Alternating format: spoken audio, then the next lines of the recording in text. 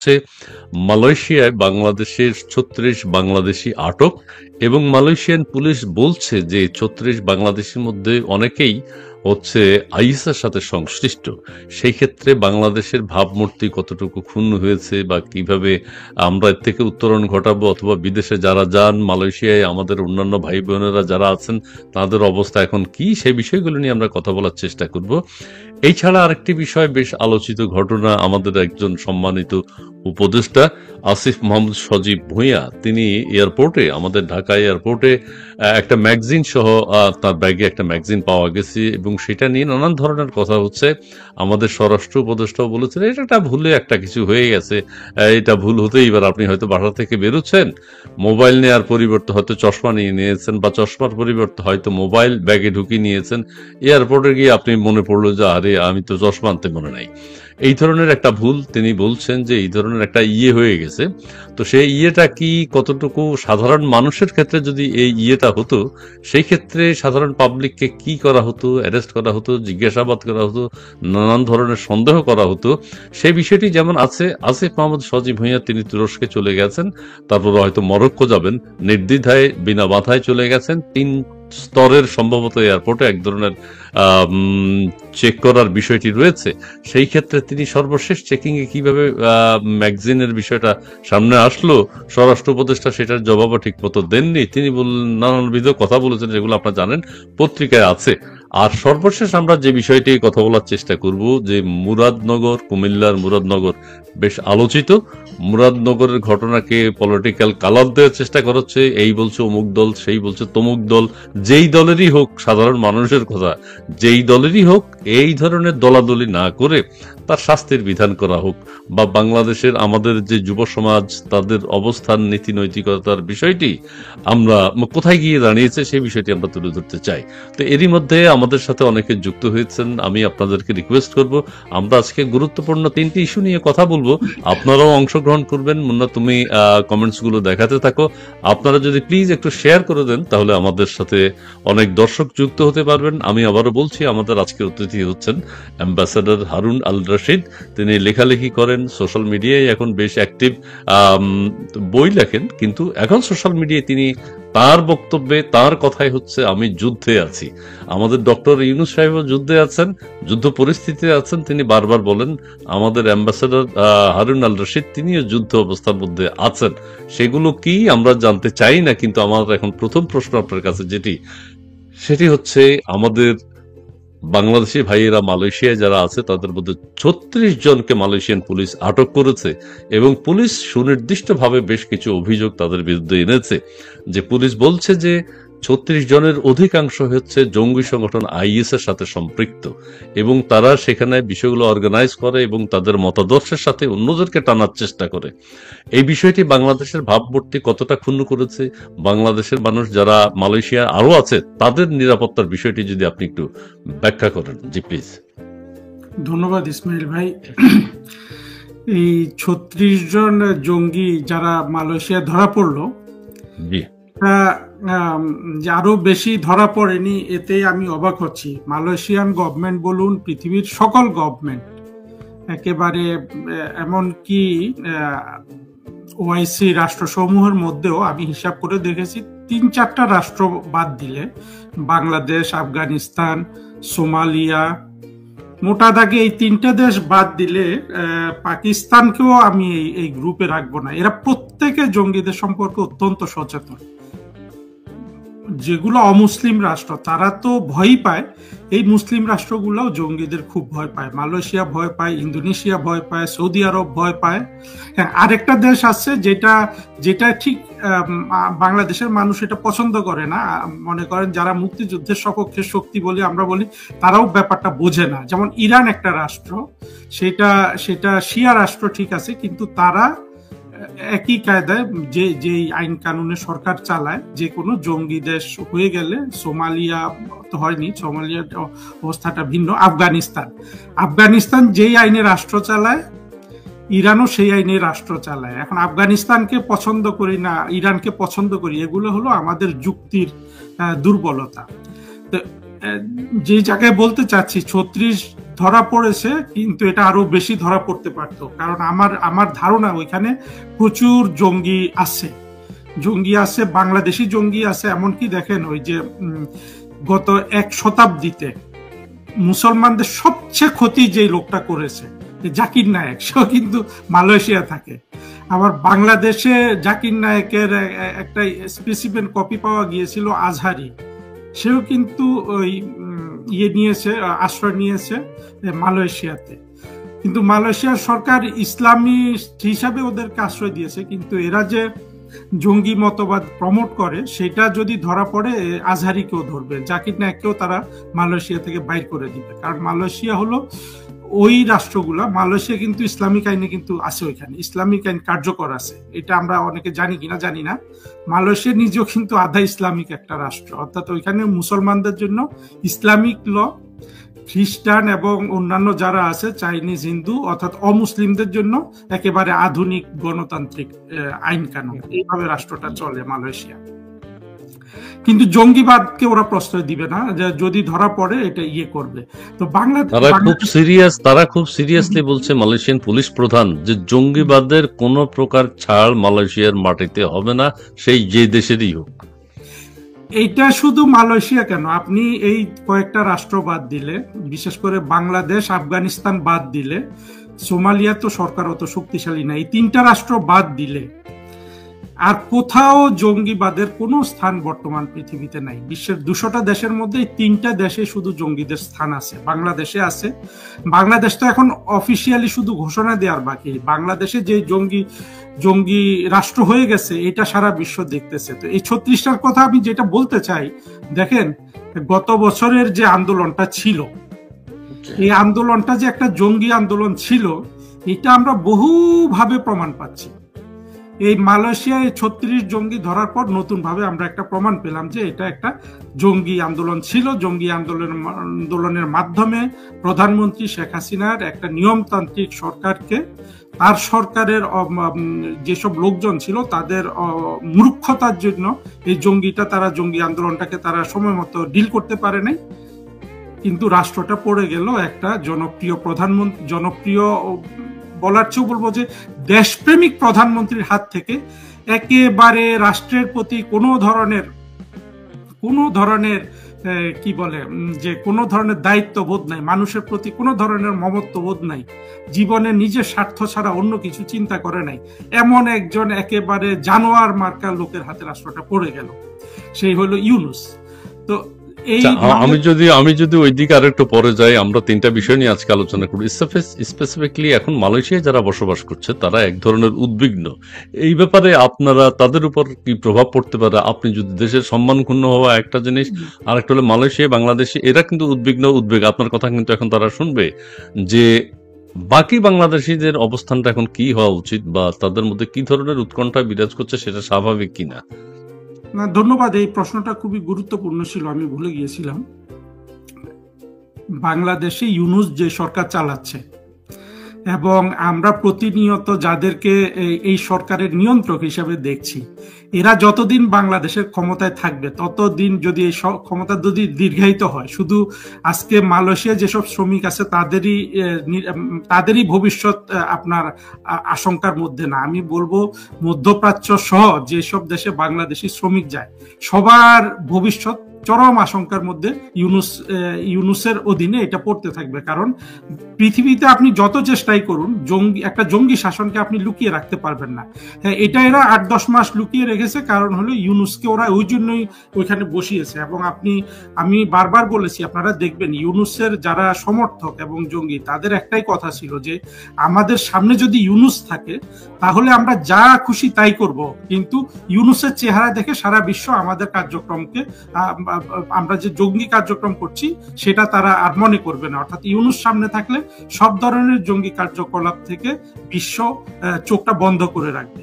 Exactly সেই ঘটনাটাই ঘটেছে কিন্তু, এবং সাফল্যের সাথে ঘটেছে।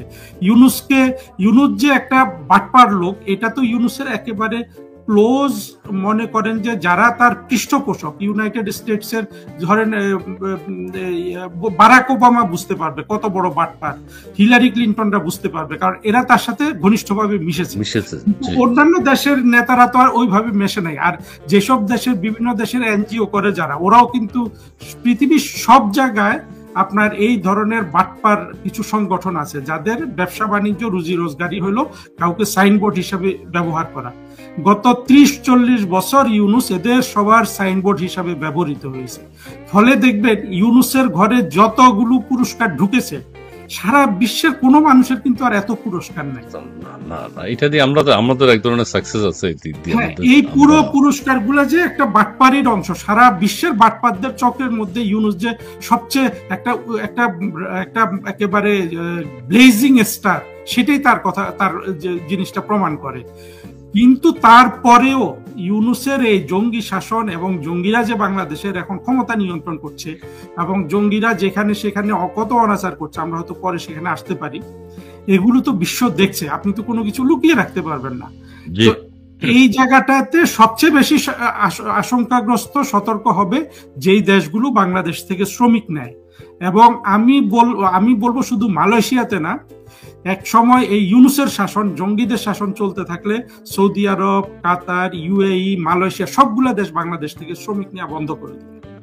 ওকে ওকে ওকে আমি আমি আমি এইটা এখানে শেষ করতে চাই। আমি প্রিয় দর্শক যারা মালয়েশিয়া থেকে দেখছেন বা মধ্যপ্রাচ্য থেকে দেখছেন বা বিভিন্ন দেশে যারা আছেন, আমাদের প্রিয় ভাই বোনেরা, আপনারা একটা জিনিস মনে রাখবেন, যারা জঙ্গি হিসেবে চিহ্নিত হয়ে গেছে তাদের সংশ্লিষ্টতা থেকে আপনারা দূরে থাকবেন, নিজেদেরকে নিয়ন্ত্রণ করবেন, নিজেরা ওই দেশের আইন কানুন মেনে চলার চেষ্টা করবেন। যে ভাই বোন যে দেশেই অবস্থান করেন না কেন সেই দেশের আইন কানুন মেনে চলার চেষ্টা করবেন, তাহলে বাংলাদেশের সম্মান অক্ষুণ্ণ থাকবে। আর আরেকটা বিষয় হচ্ছে, মালয়েশিয়াতে যে আইএস এর সঙ্গে সংশ্লিষ্ট বাংলাদেশি ভাইয়েরা ধরা খেয়েছেন, এটা কিন্তু দেশের এই যে জনশক্তি রপ্তানির ক্ষেত্রে একটা বিরূপ প্রভাব পড়বে। অন্যান্য দেশও বাংলাদেশে থেকে জনশক্তি আমদানি করতে কিন্তু চিন্তা করবে একবার। আর আমি দর্শক মন্ডলী, আপনারা যারা আমাদেরকে প্রশ্ন করছেন, বিভিন্ন মতামত দিচ্ছেন, আমি একটা কথা বলতে চাই। আমাদের আজকের বিষয় স্পেসিফিকলি একদম 3-4টা বিষয় নিয়ে আমরা কথা বলবো। একটা হচ্ছে মালয়েশিয়ার যে 36 জন বাংলাদেশে আটক হয়েছে, বাংলাদেশের 36শে জুলাই পালিত হবে, প্ল্যান প্রোগ্রাম চলছে। এটার সাথে একটা চমৎকার মিল হয়ে গেছে, কিভাবে যেন কাকতালীয় ভাবে 36 বাংলাদেশি জঙ্গি আটক, আবার 36 জুলাই বাংলাদেশে হচ্ছে। ঠিক আছে, আর আরেকটি বিষয় নিয়ে আমরা আলোচনা করব। আপনারা এয়ারপোর্টে আসিফ মাহমুদ সজীব ভুঁইয়ার যে ম্যাগাজিন পাওয়া গেছে, সে বিষয়টি নিয়ে অনেকে অনেক কথা বলছেন, এইটা নিয়ে আমরা এখন কথা বলবো। আরেকটা কথা বলবো হচ্ছে কুমিল্লার মুরাদনগর বিষয়ে। আমি দর্শকদের একটু, আপনারা লাইভটি একটু শেয়ার করে দেবেন, অনেকেই আমাদের সাথে যুক্ত হয়েছেন, আপনাদের সবাইকে ধন্যবাদ জানাচ্ছি। আমি ওই 2-1টা প্রশ্ন একটু স্যার নিয়ে নিই। যে মোহাম্মদ সুমন ভাই, আমি নিজে মালয়েশিয়ায় থাকি। এই যে মালয়েশিয়ার জনগণ আমাদের এখন ছোট ছেলে দেয় ভাই, একদম মানে নিচু হয়ে গেছেন, এই ধরনের কথা বলছেন। চোখে কই আমরা বলে মুনাফিক, মানে বাংলাদেশিদেরকে মুনাফিক বলে, এই যে উৎকণ্ঠার কথা জানিয়েছেন, তারা শুনছেন কিন্তু মালয়েশিয়া থেকেও অনেকে। জি প্লিজ। তারপরে হচ্ছে ধানমন্ডি 32, এই আইএস জঙ্গিদের নিয়ে মালয়েশিয়ার সরকার এখন কি করছে একটু বলুন। হ্যাঁ, মালয়েশিয়ান সরকার তো তদন্ত চালাচ্ছে, পুলিশ উদ্বিগ্ন, পুলিশ তাদেরকে বলছে যে মালয়েশিয়ার সাথে, আইএস এর সাথে তারা সংশ্লিষ্ট, কিছু বাংলাদেশে পাঠিয়ে দিয়েছে, কিছুকে তারা এখনো অ্যারেস্ট করেছে, তাদেরকে জিজ্ঞাসাবাদ করা হচ্ছে, আইনানুগ তারা ব্যবস্থা নেবে। মিত্রজিৎ রায়, বর্তমান সময়ের পূর্ববঙ্গ পশ্চিমবঙ্গ ভীষণভাবে আক্রান্ত হয়ে আছে। ধন্যবাদ আপনাকে। এরপরে কে আছে? নেসারউদ্দিন, আওয়ামী লীগকে শেষ করা যায় না, যারা শেষ করতে চেয়েছে তারাই শেষ হয়ে গেছে। ধন্যবাদ আপনাকে নেসারউদ্দিন।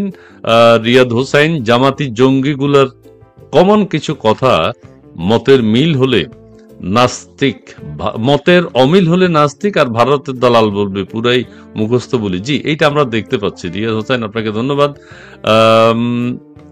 নমরুদ নাকি না? জি, নূর নদী চালিয়ে যান। জি জি বলেন। নাস্তিকটা পুরোপুরি কিন্তু বাংলাদেশে যেসব মৌলবাদী সংগঠন আছে, এটাকে ওরা কিন্তু রাজনৈতিক হাতিয়ার হিসাবে ব্যবহার করছে। নাস্তিকেরকে যে ধর্মমতে তাদের যে বিধান করতে হবে, এইটা ইয়ের করার কিন্তু কোনো সততার মধ্যে তারা নাই। দেখেন বদরুদ্দিন উমর, তারপরে আরো যারা যারা নাস্তিক আছে, যে ফরহাদ মজার, এই নাস্তিকগুলোর ব্যাপারে তাদের কিন্তু কোনো ধরনের মাথা ব্যথা নেই। কিন্তু যেসব লোক, যেমন অধ্যাপক জাফর ইকবাল, উনি নিজে বারবার ঘোষণা দিয়েছেন যে কোনো দিন আমি ইসলাম ধর্মের বিরুদ্ধে কোনো কথা বলেছি, এমন কথা যদি কেউ প্রমাণ করতে পারেন তাহলে উনি লেখা ছেড়ে দিবেন, ইত্যাদি ইত্যাদি বলেছেন।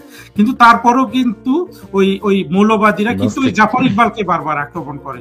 তাহলে দেখা গেল কি, যেসব লোক মুক্তিযুদ্ধকে সমর্থন করে, বাংলাদেশের মুক্তিযুদ্ধের পক্ষে আছে, তাদেরকেই ওরা নাস্তিক ট্যাগ দিয়ে হত্যা করতে চায়। আর যারা তাদের পক্ষে কথা বলে, তাদের সমর্থন করে, এই লোকগুলো নাস্তিক হিসাবে রাস্তায় এসে ঘোষণা দিল, তারা কিন্তু কিছু বলে না। একদম জলজ্যান্ত প্রমাণ হলো সেই বদরুদ্দিন ওমর, ফরহাদ মজার, আরো কে কে আছে, আমি ওগুলোর দিকে যাচ্ছি না, কিন্তু অনেক আছে। তার মানে হলো যে দেখেন, এরা চরম অসৎ, বাংলাদেশের মৌলবাদী সংগঠনগুলো। এদের মধ্যে সততার, ন্যায়বোধ এবং নৈতিকতা বলতে কিছু নাই। শুধু তাদের পারপাস যারা সার্ভ করবে তারা নাস্তিক হলেও 7 খুন মাপ, আর তাদের পারপাস যারা সার্ভ করবে না তাদেরকে ছলে বলে কলে কৌশলে নাস্তিক ট্যাগ দেয়া। এই জিনিসটা আমি দর্শকদের খেয়াল করতে বলবো। ধন্যবাদ। জি জি, অনেক ধন্যবাদ আপনাকে আনিসুর রহমান। মুক্তিযুদ্ধের স্মৃতি স্মারক যারা দিচ্ছে ভেঙে গুড়িয়ে, তাদের হবে ফাঁসি, আসছে দিন ফুরিয়ে। জি, ধন্যবাদ আপনাকে আনিসুর রহমান। কবি হয়ে গেছেন। হ্যাঁ, আহসানুজ্জামান কাইয়ুম, মালয়েশিয়া সরকার এসব জঙ্গিদের বিরুদ্ধে কি কি ব্যবস্থা নিয়েছে তা বিশ্লেষণ করার জন্য অনুরোধ জানাচ্ছি। সেটা হচ্ছে কি, হ্যাঁ, আইনানুগ ব্যবস্থা তো অবশ্যই হবে। তারা চিহ্নিত করেছে অলরেডি, তারা যে শব্দটি উচ্চারণ করেছে এটি আমাদের জন্য তো অত্যন্ত দুঃখের। বাংলাদেশের যে ভবিষ্যৎ কি হবে। আহমেদুল্লাহ আসিফ বিমানবন্দরে জঙ্গি হামলা করে নাই, সেই জন্য ওনার প্রতি কৃতজ্ঞতা জানাচ্ছি। হ্যাঁ, এটা আমরা অবশ্যই কৃতজ্ঞ। আপনাদেরকে অনুরোধ করতেছি আসিফকে ধন্যবাদ জানানোর জন্য। এই তো ভাই বুঝে গেছে। আহমদুল্লাহ, আপনাকে অনেক ধন্যবাদ। ধানমন্ডি 32, ইউনেসের নোবেলটাই তো বাটপারি করে, হিলারি গিফট ফর বাটপার। আচ্ছা, ঠিক আছে, ধন্যবাদ। আমরা এখন এয়ারপোর্ট নিয়ে আলোচনা করব। আমাদের আসিফ সাহেব যে মুসলিম ইউনুস তো একটা ইন্টারন্যাশনাল বাটপার, আপনার কথা বলছে সবাই, ইন্টারন্যাশনাল বাটপার বলছে। যাই হোক, আমাদের বিজয় টিভি 24 এই দেশের মানুষের জন্য আজকের এই পরিস্থিতি দরকার ছিল, এটাও এক ধরনের সত্য। আংশিক হলো দেশের অনেক ক্ষতি হয়ে গেল, কিন্তু এক ধরনের সত্য চিহ্নিত হয়ে গেল, কে কারা কি, কে কি কোন মতাদর্শের। লিটন মিয়াম, সুদখোর ইউনুসকে শান্তিতে নোবেল না দিয়ে বিশ্ব টাউট বা বিশ্ব বাটপার বা বিশ্ব বেহায়া উপাধি দেওয়ার দরকার ছিল। তার মতো নির্লজ্জ ও নিচু মানের লোক দ্বিতীয় কেউ নাই। তবে রুখে দাঁড়াবার সময় এসেছে, রুখে দাঁড়াও। মুন্না, তুমি দেখাতে থাকো। আমরা এখন আমাদের এয়ারপোর্টে আন্তর্জাতিক বিমানবন্দরে চলে যাচ্ছি। সেখানে আমাদের একজন মাননীয় উপদেষ্টা আসিফ মাহমুদ সজীব ভূঁইয়া, তিনি ভুলে একটা ম্যাগাজিন নিয়ে গেছেন এবং সেখানে আমাদের স্বরাষ্ট্রমন্ত্রী ও স্বরাষ্ট্র উপদেষ্টা তিনি বেশ সাংবাদিকদের প্রশ্নের জবাবে সুন্দর সুন্দর কথা বলেছেন। আসিফ মাহমুদ সজীব ভূঁইয়া বলেছেন যে কোথাও তিনি নিরাপদ না, আমি মিসাইল রাখলেও নিরাপদ না, এটা বলছেন আসিফ মাহমুদ সজীব ভূঁইয়া। আচ্ছা, আমাদের সাংবাদিকদের জবাবে স্বরাষ্ট্র উপদেষ্টা কি বলেছেন আমি ছোট্ট দুই একটা শুধু বলি। প্রথম বলছেন এটা ভুলবশত একটা কাজ হয়ে গেছে, আবার বলছেন এটা হয়তো জাস্ট একটা ভুল। আরেক প্রশ্নের জবাব বলছেন এইটা একটা জাস্ট একটা ভুল। আচ্ছা, আবার বলছেন ম্যাগাজিন ভুলে ওনার রয়ে গেছিল। আচ্ছা, এইটা ওনার বক্তব্য এটা খুব আলোচনায় আছে যে এইটা জাস্ট একটা ভুল। হ্যাঁ, আসিফ ব্যাগে ম্যাগাজিন নিয়ে এখানেও ম্যাগাজিন লিখছে, ম্যাগাজিন অনুষ্ঠান, ম্যাগাজিন পত্রিকা, আচ্ছা ম্যাগাজিন, আসিফের ব্যাগে ম্যাগাজিন নিয়ে স্বরাষ্ট্র উপদেষ্টা। ভিতরে অনেক কথা আছে, খুব মজার কথা আছে, সেগুলো আমরা বললাম না। আমি আরেকটা জাস্ট একটা সামারি আপনাকে পড়ে শুনাই, তাহলে আপনার কথা বলতে সুবিধা হবে, দর্শকদের বুঝতে সুবিধা হবে। হ্যাঁ, স্বরাষ্ট্র উপদেষ্টা যে কথাগুলো বলেছেন তার সামারি হচ্ছে, তিনি বলছেন একটা পিস্তলের খালি একটা ম্যাগাজিন ছিল। ঠিক আছে, একটা পিস্তলের খালি একটা ম্যাগাজিন ছিল, সেটি ভুলে রয়ে গেছিল। এটা আসলে ভুলেই রয়েছে। অনেক সময় এমন হয় যে আপনি একটা চশমা নিয়ে যাবেন, কিন্তু চশমা না নিয়ে মোবাইল নিয়ে রওনা হয়ে গেছেন, জাস্ট একটা ভুল। উনি যদি আগে জানতে পারতেন তাহলে কোনো অবস্থাতেই এটা নিতেন না। উনি যদি আগে জানতে পারতেন তাহলে কোনো অবস্থাতেই এটা নিতে পারতেন না। এখন আপনার কাছে আমার প্রশ্ন হলো যে একজন সাধারণ মানুষ যদি এয়ারপোর্টে, ধরেন আমি বা আপনি বা অন্য কেউ এয়ারপোর্টে যদি এইরকম একটা ভয়ঙ্কর গুলি, ম্যাগাজিন, অস্ত্র ছিল কিনা আমি জানি না, কোথায় ছিল হয়তো সেটা অন্য কোনো ব্যাপার আছে, রহস্য আছে কিনা, ভুলে এটা কিভাবে হতে পারে আপনি আমাকে এটা বলেন। তাহলে কত অস্ত্র তাদের কাছে আছে, বা তার কাছে আছে, যে এই ব্যাগে এটা, সেই ব্যাগে সেটা, একটা ভুলে একটা নিয়ে গেছে। এটা কি হতে পারে? আপনি দর্শক কিন্তু অনেক কথা বলছেন, অনেক অনেক রকম মন্তব্য করছেন। AK-47 এর ম্যাগাজিন, এই যে বলছে আরেকজন, এইটা নিয়ে আপনি একটু একটু বলবেন প্লিজ। ভিতরে গুলি মানে বুলেট? ম্যাগজিনটা বুলেট সহ পাওয়া গিয়েছিল। জি জি। যেটা আসলে আবার আমি কালকে কিছু কিছু ফেসবুকে পড়লাম যে এটা ওরাই নাটক করেছে, যে আপনার ইয়ের জন্য, যাতে ওই মুরাদনগরের ঘটনাটা মানুষ ভুলে যায়। কিন্তু ঘটনা যাই হোক, একটা জিনিস দেখেন, এই জঙ্গি আসিফ কি বলছে, যে সে বলছে যে তার নিরাপত্তার জন্য তার এই যে AK-47 রাইফেল সে রেখেছে, সেটা সে তো বলেছে যে সে বৈধভাবে রেখেছে। দেখেন, AK-47 রাইফেল পার্সোনাল নিরাপত্তার জন্য কিভাবে লাগে? এটা তো একটা যুদ্ধের অস্ত্র। তার মানে হলো এটা বড় ডাকাত ছাড়া কারো প্রতিরক্ষার জন্য কিন্তু এরকম AK-47 রাইফেল লাগে না। তো সব দিক থেকে আমার এসব জিনিস যখন চিন্তা করি, বাংলাদেশে যে আজকে এই জঙ্গিরা যে একেবারে একটা ছেলে, মানে একেবারে ঠুনকো একটা ডাকাতের একটা কারখানা বানিয়ে ফেলেছে রাষ্ট্রযন্ত্রটাকে, সেটার একটা প্রকাশ। দ্বিতীয় প্রকাশ হলো এই জঙ্গিরা যে গত বছর জুলাই আগস্টে AK-47 দিয়ে মানুষ মেরেছে। আমি তো এখন দেখেন, এখন কি আর আমাদের নিজেদের কারো কোনো বুঝতে অসুবিধা আছে? এই জঙ্গি আসিফই হয়তো দেখা গেল 50-60টা ছেলেকে মেরে ফেলেছে এই গত জুলাই আগস্টে, কিন্তু মানুষ এগুলা বিশ্বাস করতে চায় না। কিন্তু জঙ্গিরা ক্ষণে ক্ষণে, প্রতিদিন, প্রতি মুহূর্তে, মাসের পর মাস, একটার পর একটা ওরা কিন্তু সার্কামস্টেন্সিয়াল এভিডেন্স দিয়ে যাচ্ছে যে তারাই এই জঙ্গিরাই মানুষগুলা মেরেছে, পুলিশ মারে নাই। পুলিশ হয়তো 2-4 জন মরেছে পুলিশের গুলিতে, জঙ্গিদের গুলিতে মরেছে শত শত। তারপরেও কিন্তু পুরা সংখ্যাটা এখনো আমার ধারণা 500-র বেশি হবে না, বা আরো কম হবে, যেটাকে ওরা 1500 বলে, 2000 বলে। একটা জঙ্গি একবার বলছিল যে আমরা একজন মারা গেলে 10 জনের কথা বলেছি, যাতে মানুষের সহানুভূতি পাই। গত বছর জুলাই আগস্টে এই যে একটা পুরা ম্যাটিকুলাস প্ল্যানের মাধ্যমে একটা নিয়মতান্ত্রিক সরকারকে যে উৎখাত করলো, এবং সেইখানে যে জঙ্গিরা যুদ্ধাস্ত্র, মারণাস্ত্র ব্যবহার করে মানুষকে গুলি করে মেরেছে, এটার প্রমাণ কিন্তু তারা বারবার দিয়ে যাচ্ছে।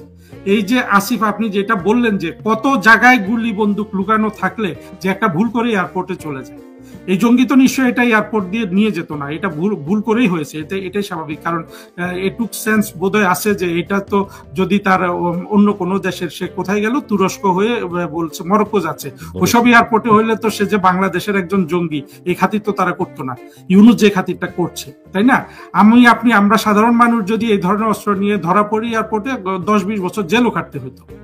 কিন্তু যেহেতু রাষ্ট্রটাকে জঙ্গিরা নিজেরা দখল করে ফেলেছে গত বছর, এখন বাংলাদেশে জঙ্গিদের আইন চলছে। এটা যে জঙ্গি এবং জঙ্গলের আইনে যে বাংলাদেশ চলছে বর্তমানে, এটা তার একটা প্রমাণ।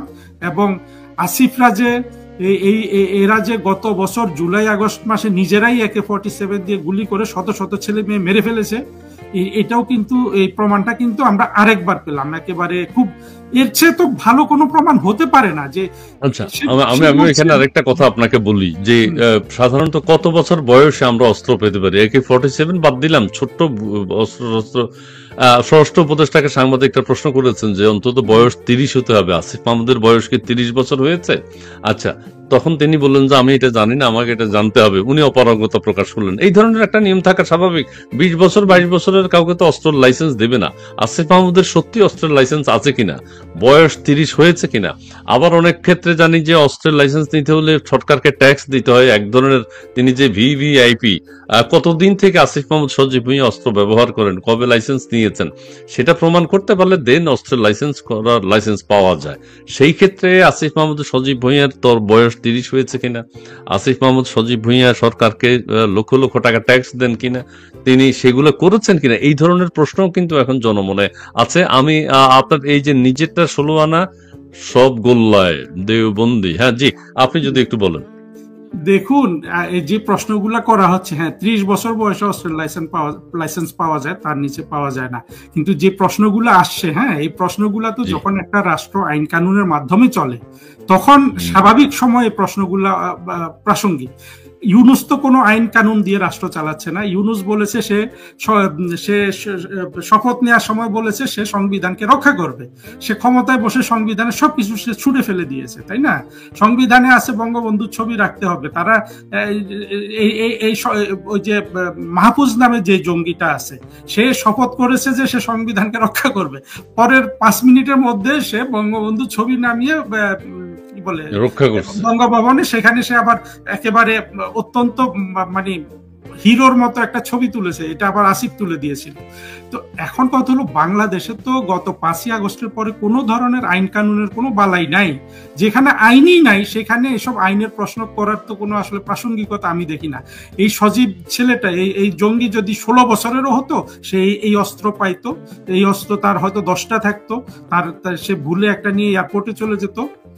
সুতরাং এগুলো আসলে, এই প্রশ্নগুলো স্বাভাবিক সময়ের জন্য প্রাসঙ্গিক, এখনকার জন্য প্রাসঙ্গিক না। বাংলাদেশ তো এখন কোনো আইনে চলছে না, বাংলাদেশ চলছে এখন জঙ্গিদের খেয়াল খুশি মতো, ইউনুসের খেয়াল খুশি মতো।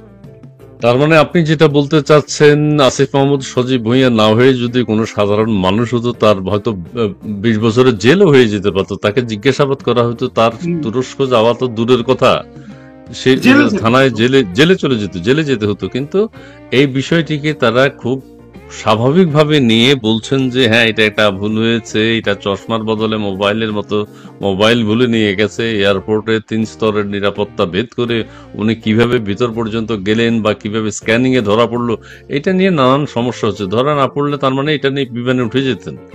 এটা তো দেশের বাইরে যদি তিনি আবার গ্রেপ্তার হতেন, সেটা তো দেশের জন্য আরো কলঙ্ক বয়ে নিয়ে আসতো। যাই হোক, আমরা চাই না, আমরা চাই যে দর্শকদের মধ্যে এটা নিয়ে অনেক মতামত আছে।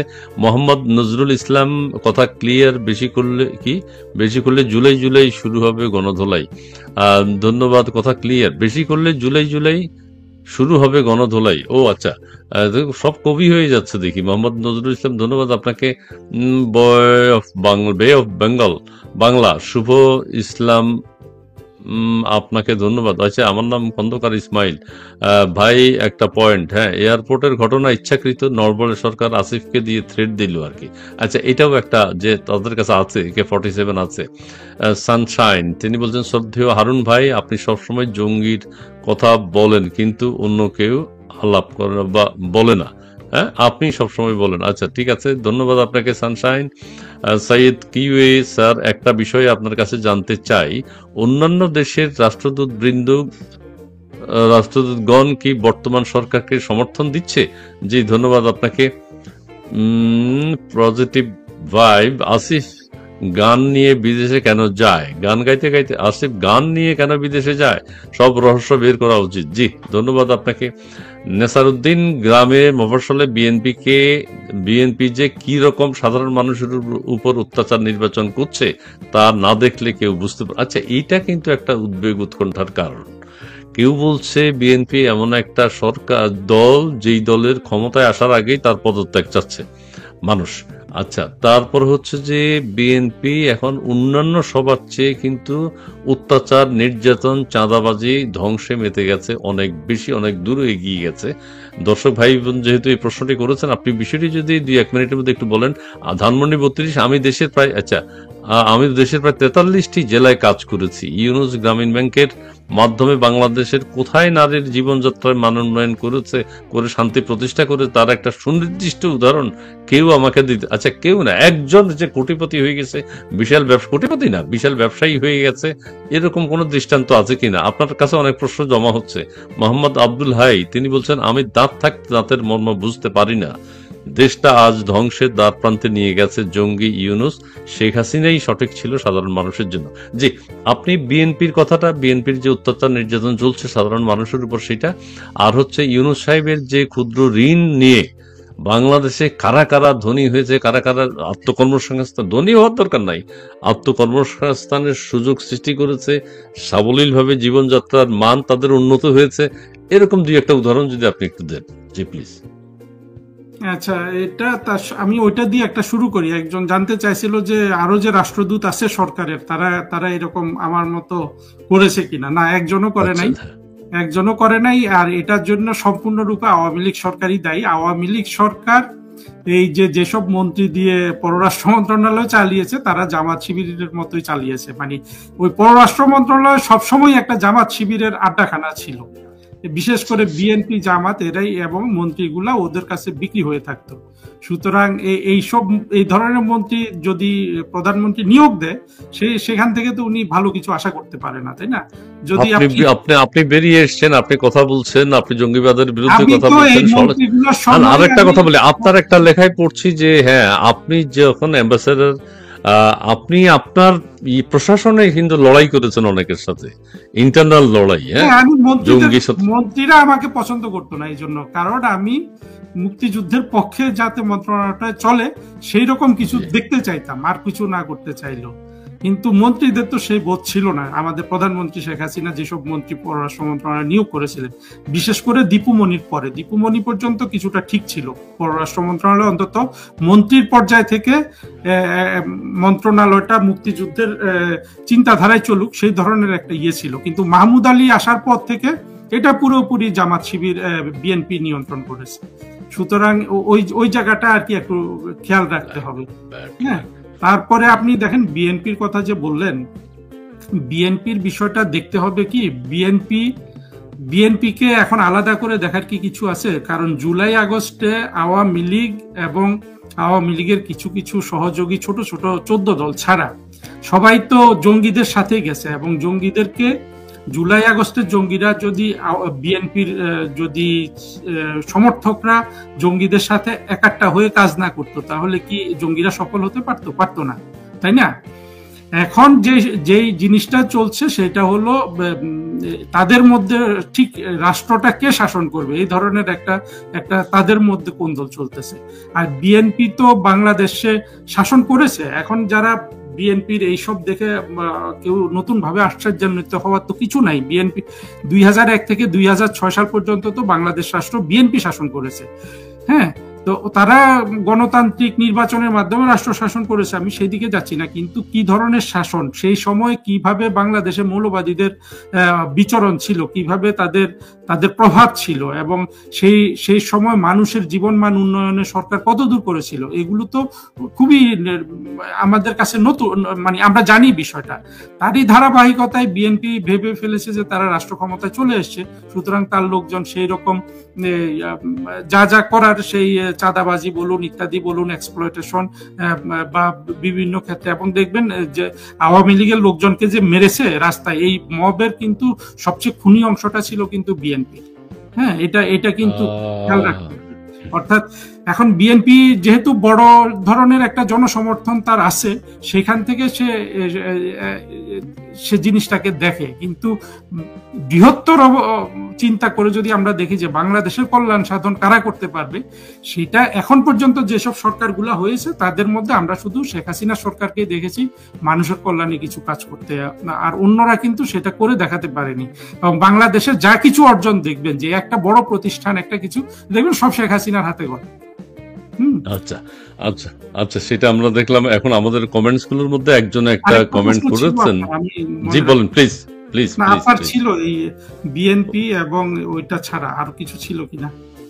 বিএনপি ওই যে, মানে আমিও তো ভুলে, মানে সবার আসলে স্মৃতিশক্তি থাকতেছে না। আমি আরেকটা কি করে একটা বিএনপি করেছিলাম, আরেকটা আপনি ওই রাষ্ট্রদূত, হ্যাঁ সেটা বলেছেন, আরেকটা হইল আচ্ছা কি যেন, যাক ঠিক আছে, পারভিন আজাদ, রাজাকার, ইলিয়াসকে শিক্ষা দিন। আচ্ছা ঠিক আছে ভাই, আপনি ছোটখাটো অস্ত্রের কথা বলেন। এই শিশু উপদেষ্টা বলছেন তার কাছে মিসাইল থাকলেও সে নিরাপদ নয়। হ্যাঁ, এই কথা বলছে যে মিসাইল থাকলেও সে নিরাপদ। কি ধরনের থ্রেট, মানে কি নিরাপত্তাহীনতায় তিনি ভুগছেন। আরেকজন একটা কমেন্ট করেছেন, খুব ভালোই লেগেছে, যে না ঢাকা এয়ারপোর্ট আসিফ মাহমুদ সজীব ভুঁইয়ার একটা বিরাট উপকার করে দিল। মানে এটা যদি নিয়ে এসে বিমানে উঠতো, এরপরে কোথাও মরক্কো অথবা কোথায় যাচ্ছে, মরক্কো অথবা তুর্কি কোন এয়ারপোর্ট হয়তো ধরা খেলে বাংলাদেশের সম্মানটা কোথায় গিয়ে দাঁড়াতো, যে উপদেষ্টার ব্যাগে এরকম AK-47 এর ম্যাগাজিন পাওয়া গেছে। যাই হোক, এই যে আবুল হানিফ, তিনি বলছে বাংলাদেশে AK-47 কোনো লাইসেন্স, আচ্ছা AK-47 এর কোনো লাইসেন্স দেয় না, পিস্তলের লাইসেন্স দেয়। আচ্ছা ঠিক আছে, আমার জানা নেই, স্বরাষ্ট্র উপদেষ্টার মতো বলি আমার জানা নেই। জি প্লিজ নেক্সট। দেওয়ার কথা না, কারণ এটা তো যুদ্ধের অস্ত্র, এটা কেন মানে বাড়ি ঘরে রাখা হবে? আচ্ছা আচ্ছা আচ্ছা আচ্ছা, দুলাল রিয়াক্ট বলে লাভ নেই ভাইয়া, বাঙ্গুরা মধ্যপ্রাচ্যে জামাতি ধর্মের টোপে পড়ে যায়, বেহেশতের টিকিট পিছিয়ে দৌড়ায়। আমি কালকে একজনকে প্রশ্ন করলাম, আমার সাথে ঝগড়াঝাটি চলছিল আর কি, কথা কাটাকাটি। এক পর্যায়ে আমি বললাম, ভাই একটা দল বেহেশতের টিকিট দিচ্ছে, এই কথাটা শুনলে তোমার কেমন লাগে? এই কথাটা তুমি শুনে তুমি সেই দলকে সমর্থন করবা, সেই দলের কথা বিশ্বাস করবে? একটা দল জামাত, সেটি হচ্ছে বেহেশতের টিকিট দিচ্ছে, তোমার কি মনে হয়? আর একটা প্রশ্ন করলাম যে আসিফ মাহমুদ সজীব ভুঁইয়া বা যে কোনো একজন উপদেষ্টার পিএস এর ইনকাম হচ্ছে 300 কোটি টাকা বা কিছু একটা এরকম, তাহলে উপদেষ্টার কত কোটি টাকা? অতীতে সবাই বলছে শেখ হাসিনা বলে দিচ্ছে যে তার একজন পিয়নের 400 কোটি টাকা আছে। আচ্ছা ঠিক আছে, অনেকে আবার বলছে যে না, তাহলে শেখ হাসিনার কত কোটি টাকা আছে? এখন 2-3 জন উপদেষ্টার পিএস কে যে দুদক তলব করেছে, অনেকে বলছেন উপদেষ্টাদেরকে সেভ করার জন্য, তাদের উপর এখন নির্যাতন চলবে। পিএস এর যদি 300 কোটি টাকা হয়, বইয়ের পাঠ্যপুস্তকের জালিয়াতির যদি একজন ইমানদার আলেম 400 কোটি টাকা নিয়ে যেতে পারেন, তাহলে এর শীর্ষে যারা আছে তাদের কত কোটি টাকা?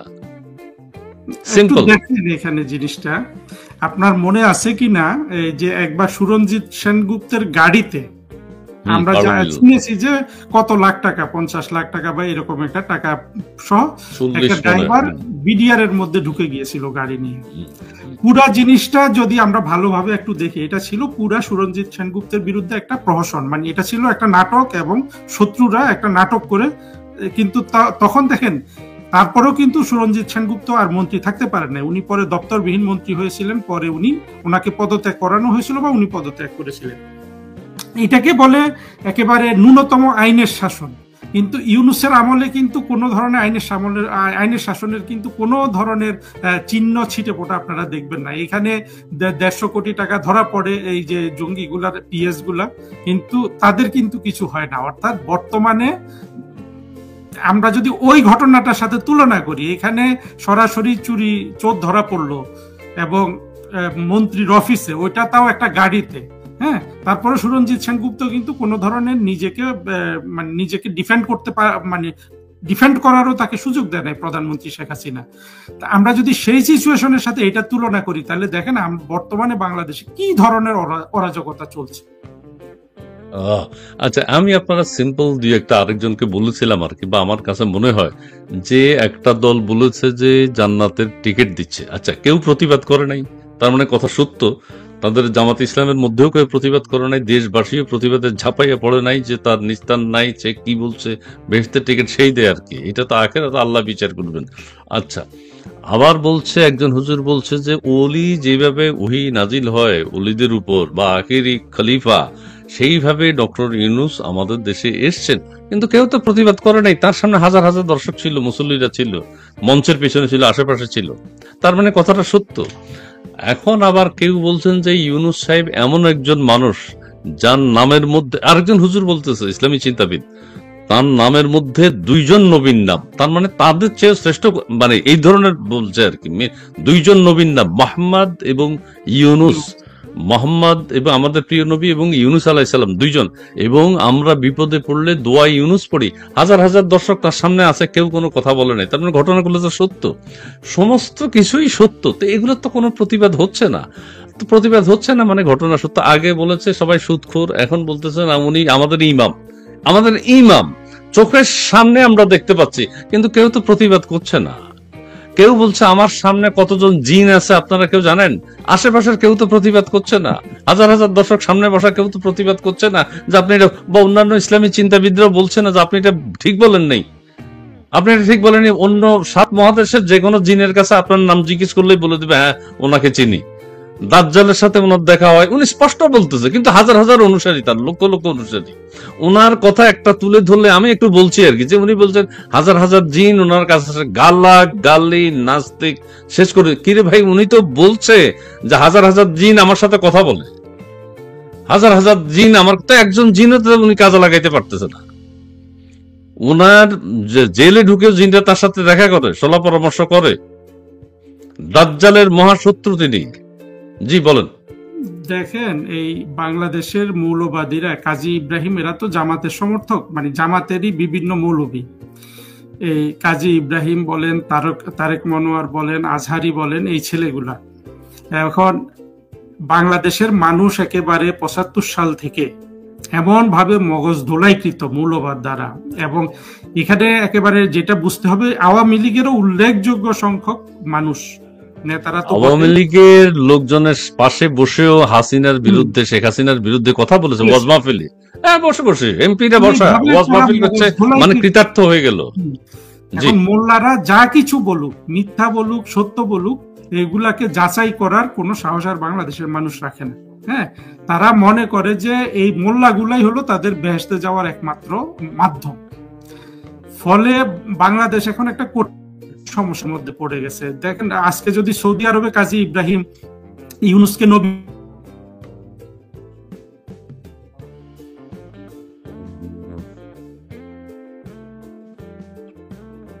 না, প্রচারে বিঘ্ন ঘটায়, আমরা দুঃখিত। সৌদি আরব, জি, যদি সৌদি আরবে যদি কাজী ইব্রাহিম ইউনুসকে নবী ঘোষণা দিত, যে আরেক মৌলবী যে তাকে ডাবল নবী ঘোষণা দিয়েছে, এই দুজনের কিন্তু কল্লা চলে যেত, অথবা জেলে থাকতে হতো ন্যূনতম বাকি সারা জীবন।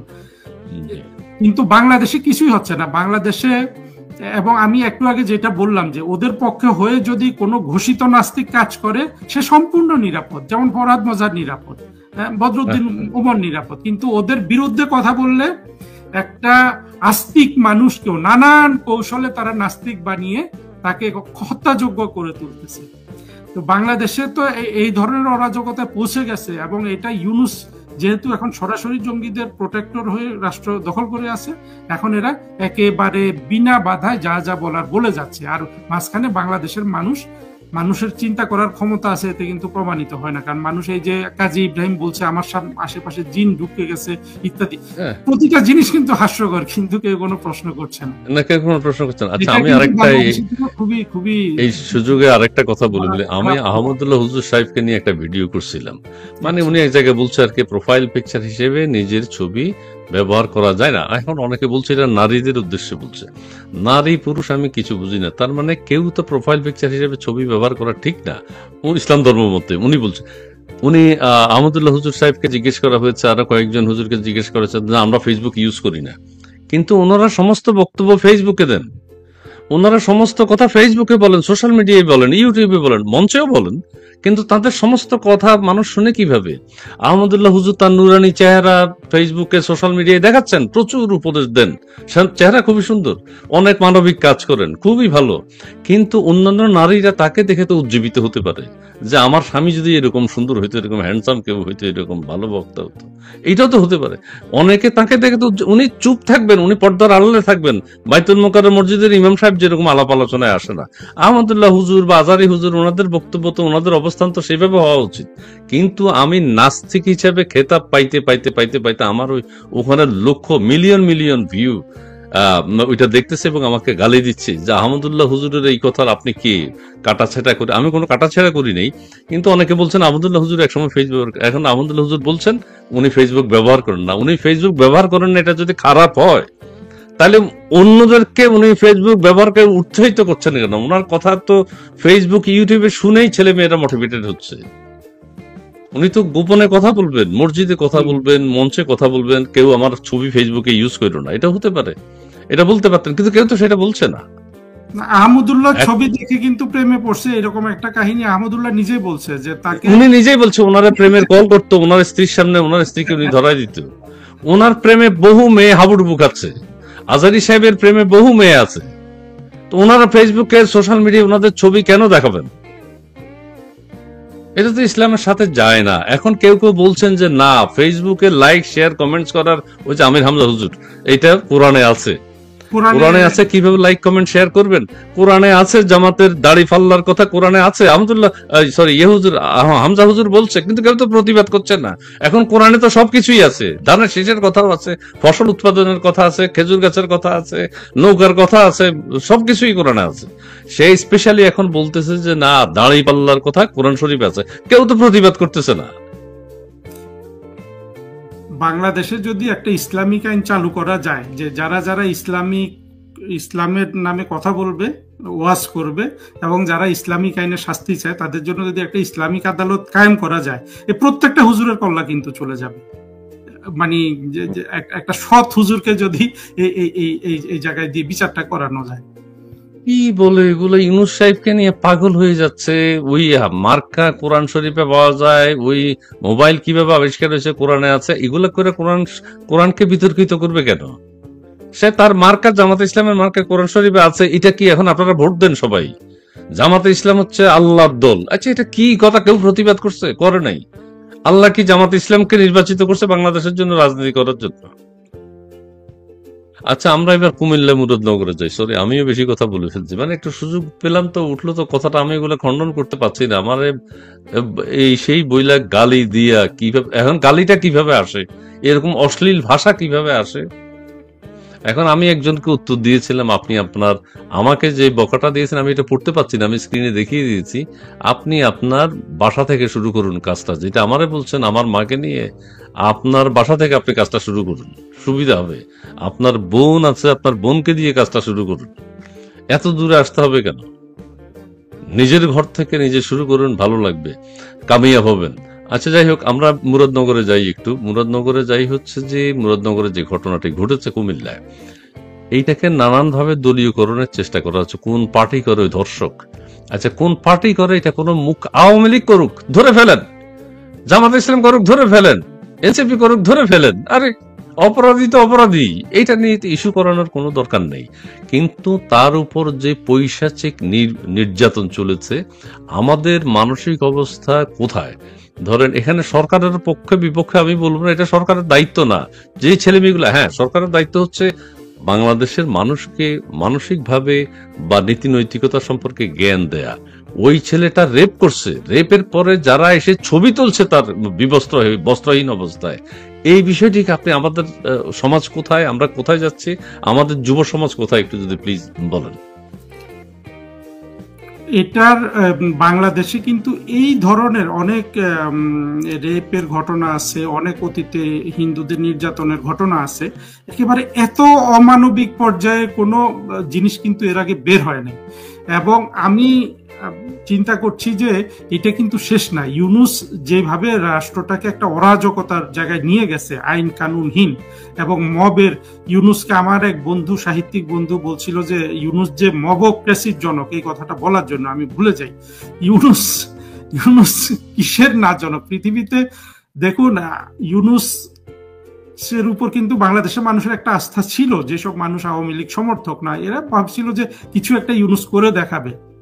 কিন্তু ইউনূস কিন্তু সবাইকে হতাশ করেছে, ইউনূসের সমর্থকদেরও হতাশ করেছে। আর আমরা যারা ইউনূস যে একটা ভণ্ড প্রতারক জানি, আমাদেরকে আরো যে সে কত বড় টাইপের শয়তান সেটা বুঝিয়ে দিয়েছে। অর্থাৎ একদিক থেকে আগে থেকেই আমরা জানি, নিশ্চিতভাবে প্রধানমন্ত্রী শেখ হাসিনাও কিন্তু অবাক হয়ে গেছেন যে তাকে যত বড় ইবলিশ ভাবতাম তার চেয়ে তো ইউনূস একটা বেশি বদমাশ। সুতরাং ইউনূস যেভাবে কোনো আইন কানুনের বালাই রাখেনি, কোনো কিছু হলেই সে মব পাঠিয়ে দিচ্ছে। আবার তার যে ডাস্টবিন আছে, তার প্রেস সচিব ডাস্টবিনকে দিয়ে বলাচ্ছে এটা প্রেসার গ্রুপ।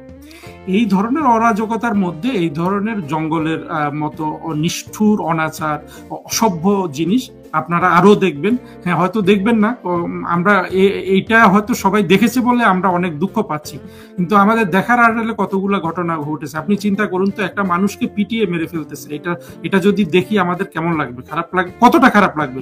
5ই আগস্টের পরে কিন্তু এই কাজগুলো ইউনূসের নেতৃত্বে হয়েছে, এবং ইউনূস যেই পরিমাণ মানবাধিকার লঙ্ঘন করেছে, একেবারে স্বেচ্ছায় বুঝে শুনে সচেতন ভাবে, সেই পরিমাণ মানবাধিকার লঙ্ঘন করা কোনো শাসক গত 100 বছরে পাওয়া যাবে না সারা পৃথিবীতে, বুঝে শুনে স্বেচ্ছায় সজ্ঞানে।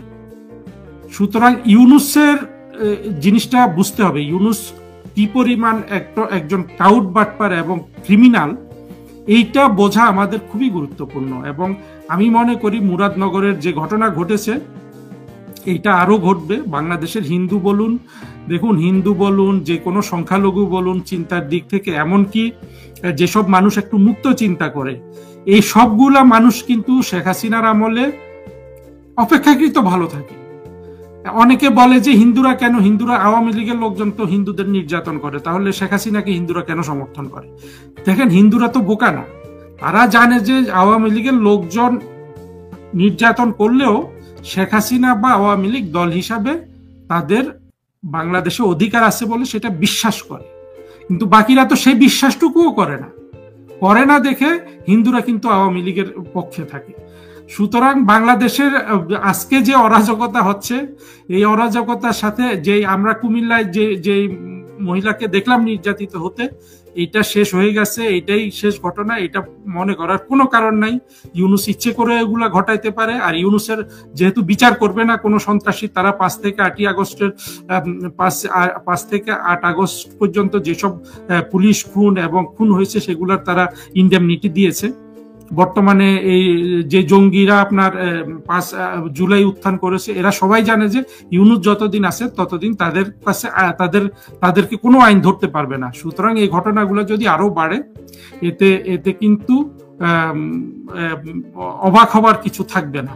তো যেটা হলো, বাংলাদেশের মানুষ মোটা দাগে মানুষ তো চেয়েছিল ইউনূস এসে তাদেরকে উদ্ধার করুক, জঙ্গিরা এসে উদ্ধার করুক, একটা বড় অংশ চেয়েছিল, অন্তত সমাজে 10-20% মানুষ। কিন্তু তাদের সেই চাওয়ার জন্য আজকে বাংলাদেশের 18 কোটি মানুষের মান সম্মান, জীবন জীবিকা, নিরাপত্তা এবং অর্থনৈতিক উন্নতি সবকিছু আজকে ধ্বংস হয়ে গেল। তত তাড়াতাড়ি ইউনূসকে আপনারা ক্ষমতা থেকে সরাবেন, তত তাড়াতাড়ি আপনাদের মঙ্গল। যতদিন রাখবেন ততদিন আপনারা পেছনে যেতে থাকবেন। এই পেছনে যাওয়া থেকে আপনাদেরকে আর কিছু বাঁচাতে পারবে না যতদিন ইউনূস বসে আছে।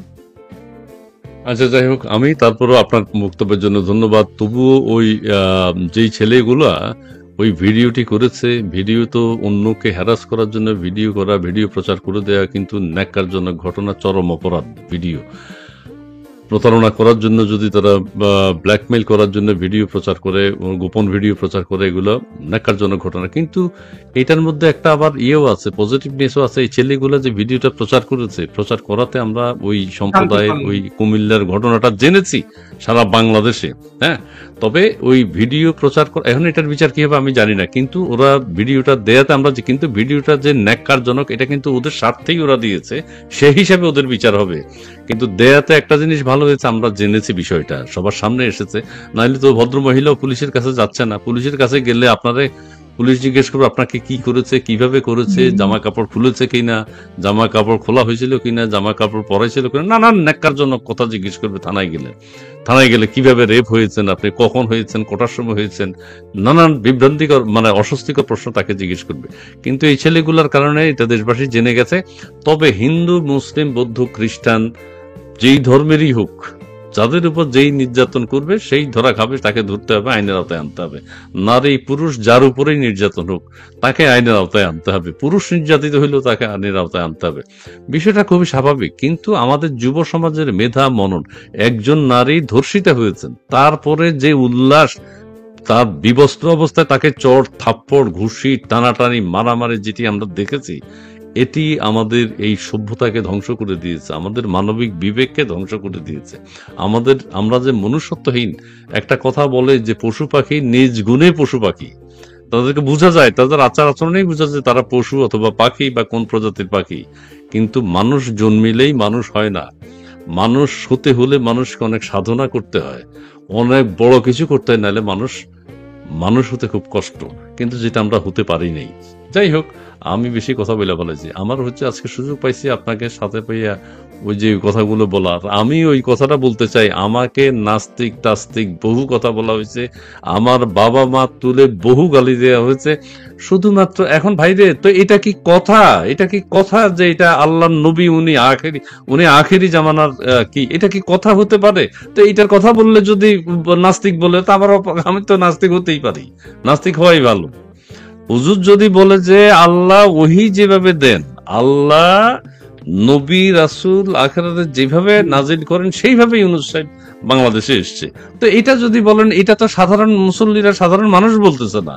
কিন্তু সাধারণ মানুষ যেহেতু ওনাদের কথা শুনতে অভ্যস্ত, কোনো প্রতিবাদও করতে পারছে না, করেও না, মনে যে আচ্ছা ঠিকই বলছে মনে হয়।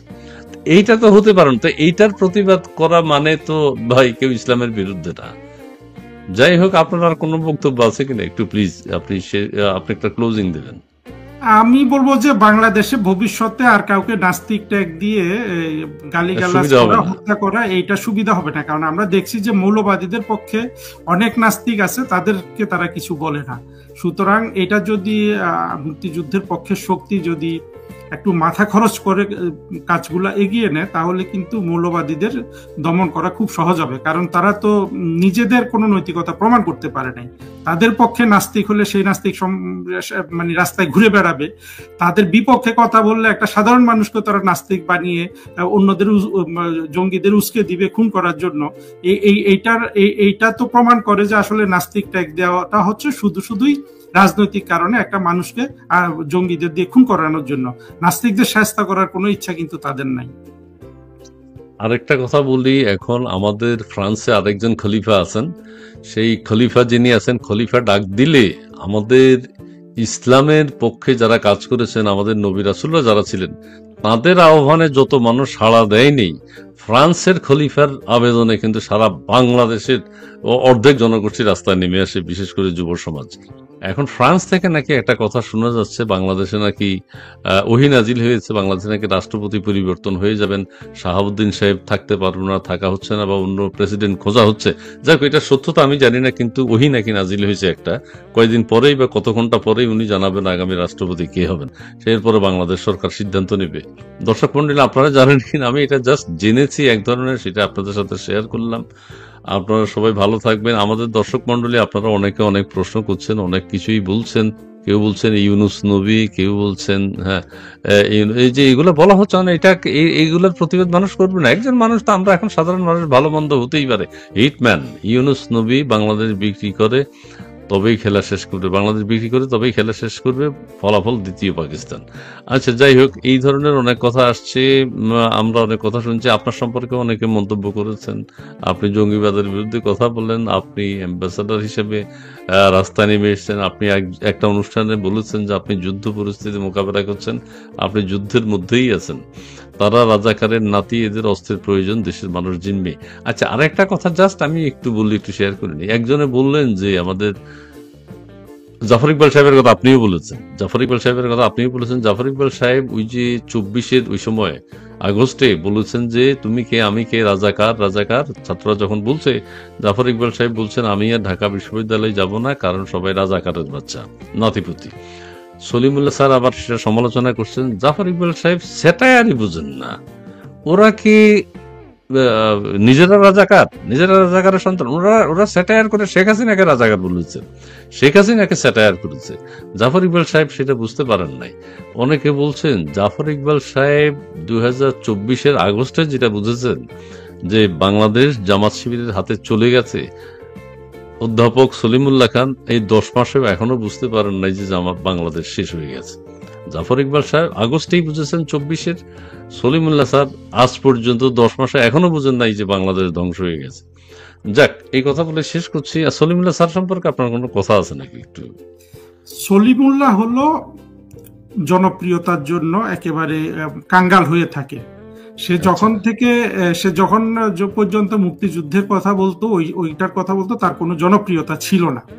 সেটা ছিল আওয়ামী লীগের যে মূর্খতার শাসন ছিল, এইটা এখানে কিছু কিছু জায়গায় প্রমাণ হয় যে তারা কিন্তু সলিমুল্লাহকে একটু মূল্য দিতে পারতো, কারণ সলিমুল্লাহ তো একটা মেধাবী মানুষ। আওয়ামী লীগের লোকজন কথা বলতে পারে না, সে কথা বলতে পারে, তাই না? তাদের পক্ষ হয়ে কথা বলছিল, তারা কিন্তু তাকে কোনো গুরুত্ব দেয় না। ফলে সলিমুল্লাহর যেহেতু কোনো নিজস্ব নীতি নৈতিকতা নাই, তখন সে দেখলো যে জঙ্গিদের পক্ষে গেলে, মৌলবাদীদের পক্ষে গেলে তার বিশাল জনপ্রিয়তা, সেই জনপ্রিয়তাটার কাছে সে বন্দী হয়ে গেছে। আর জাফর ইকবাল সাহেবের অনুভূতিটাই ঠিক ছিল, আসলে ওরা সবাই রাজাকার, যারা গেছে 2024-এর জুলাই আগস্টে, এবং ইভেন আওয়ামী লীগের লোকজন গেছে, এরাও কিন্তু রাজাকার। হ্যাঁ, আওয়ামী লীগে থাকলে একটা মানুষ রাজাকার হবে না এমন তো না।